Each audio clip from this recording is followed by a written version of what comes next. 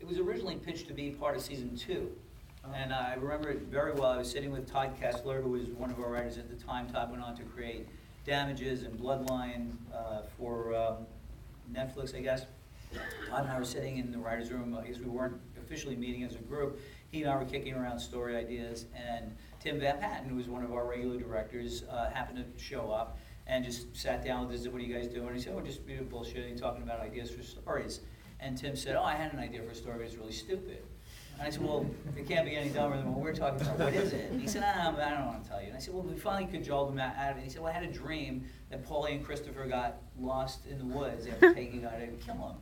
And I said, "Timmy, that's great. Go pitch it to David." And he said, No, I'm embarrassed." And David was in his office. I said, "Well, I'm pitching it to him right now." And I knocked on David's door. And I said, "You got to hear this. Timmy has this great idea." And I pitched it to him. And he said, "Oh, great, let's do it." And then I think we were somewhere in the middle of season 2, and it just didn't fit anywhere. So David said, "Well, let's put a pin in it." And then when we came back for season 3, we said, "All right, let's do that."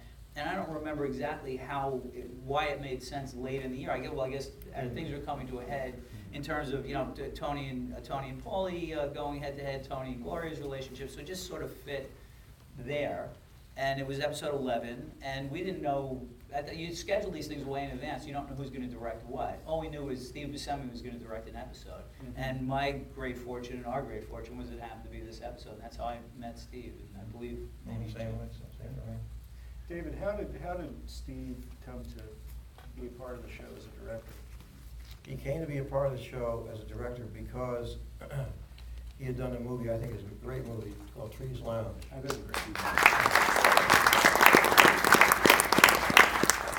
And I loved that movie, and I thought it was so well directed and so clear and not baroque or anything like that. And from that movie, we got our casting people, Georgianne Walken and Sheila Jaffe. They were the casting directors on his movie, and so that's how come I hired them. And I always thought about that movie. So, yeah. In fact, I think Meredith Tucker is here tonight. She was also one of the casting people. Yeah. Has anybody here not seen Trees Lounge? Anybody? Yeah? Okay.